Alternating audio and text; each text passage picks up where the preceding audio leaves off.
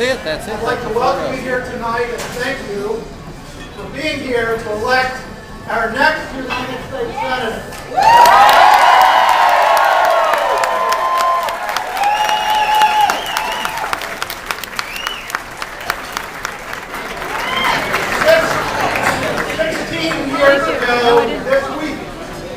16 years ago this week, then Governor Bill Clinton and Senator Al Gore came to Georgia for a campaign rally at Decatur High School. Every one of the 10,000 people there could sense that America was on the cusp of a great change. Tonight, 16 years later, President Bill Clinton is with us again.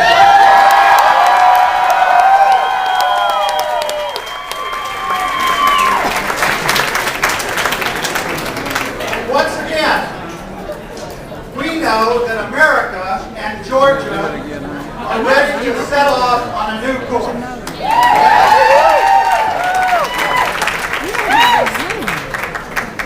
President Clinton could have been anywhere in America tonight on behalf of candidates battling for control of the Senate. That he is here in Georgia for Jim Martin, this close to the election.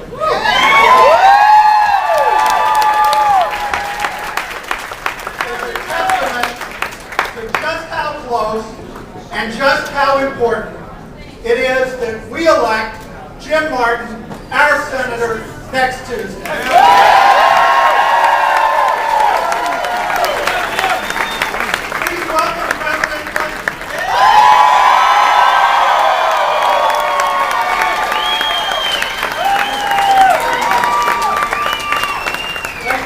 Thank you, ladies and gentlemen. First, I want to say, let me take this. I'm honored to be here. I thank all of you for being here. Senator Weichfowler, thank you for your service and for being a great ambassador to Saudi Arabia when I was president. I'd like to thank my good friends, Reverend Andrew Young and Billy Aaron, for being here. And there are many other people in the audience who've been my friends a long time.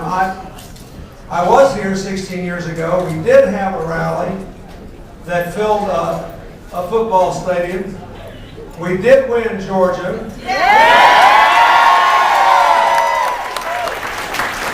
And I think we're going to, again, let me just say this. I just came from my native state, Arkansas, where I've had an amazing time. Last night, I went there and I began a series of 3 rallies with the 2 men who preceded me as governor and who were my senators when I was president, David Pryor and Dale Bumpers.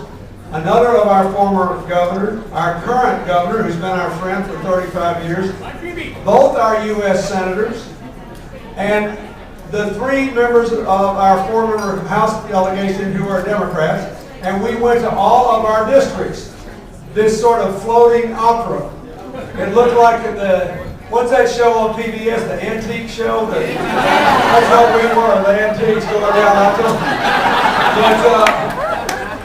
But anyway, I think we might win in Arkansas.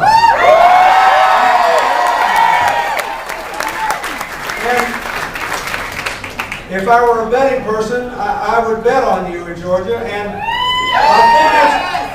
I want to put this race for Jim Martin into some context. Because I'm here for him because of tomorrow and because of yesterday, just like a lot of you. And I want to explain what I mean by that.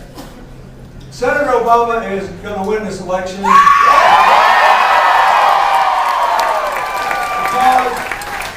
he's been a good candidate. He's excited people. He's mobilized people. He's empowered people to give vast amounts of money in small dollar amounts over the internet.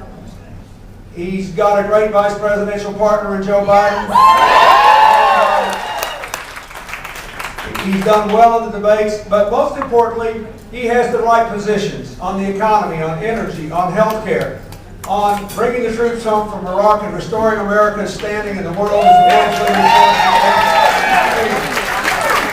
force. Because in this awful financial crisis, which guaranteed his election, he showed an astonishing ability to come to grips with an unprecedented and highly complex problem and stake out a position which was, we've all forgotten this at the moment he took it, unpopular on its own terms. And let me say, this meant a lot to me because usually when you vote in a presidential race, you only get to see one presidential decision. Who did they pick for vice president? That's a presidential decision, right? This time you got to see two. How do they respond to the financial crisis? Now let's be fairer to them than they often are to us. The truth is, both of our candidates did the responsible thing and stuck their necks out and said, if we can work this out, we ought to pass something to restore credit to the American system.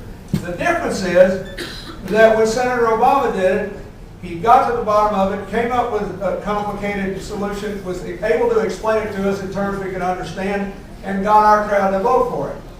When Senator McCain went over there and tried to get the Republicans involved in negotiations, he did, and then they all took a dive anyway. It's almost like they took out an Uzi and emptied the bullets into his body. And when you saw the second and third debate, it was obvious, wasn't it, who had the clearest understanding of the problem, had the ability to explain it to us and explain why it was necessary to do something that we otherwise would have been severely disinclined to do, which is to put taxpayer money into financial institutions, but we had to do it, or we wouldn't be able to finance refrigerators or cars or televisions or small business operations on a daily basis. This is the mark of a leader. When you see an emergency, you figure it out, you explain it to people, you do what you think is right. I can tell you right now, 9 out of 10 times in an emergency situation, when you have to make a decision within a couple of days, and it's complicated, you cannot do what is popular in the moment. The American people hire a president to win for us. And winners do the right thing and say, if it doesn't work out all right, hold me accountable. I expect to do it, but you hired me to take care of us and get us through this dark time. We're in a financial crisis. We need a president who can get us through it. And we need somebody with good energy policies, good health care policies, good economic policies, good education policies. This is not a close question. We're going to win this race. Now, the real issue is this. What is the South going to do, and what is the Congress going to do? And in that sense, this may now be one of the 2 or 3 most important elections remaining unresolved in the entire United States.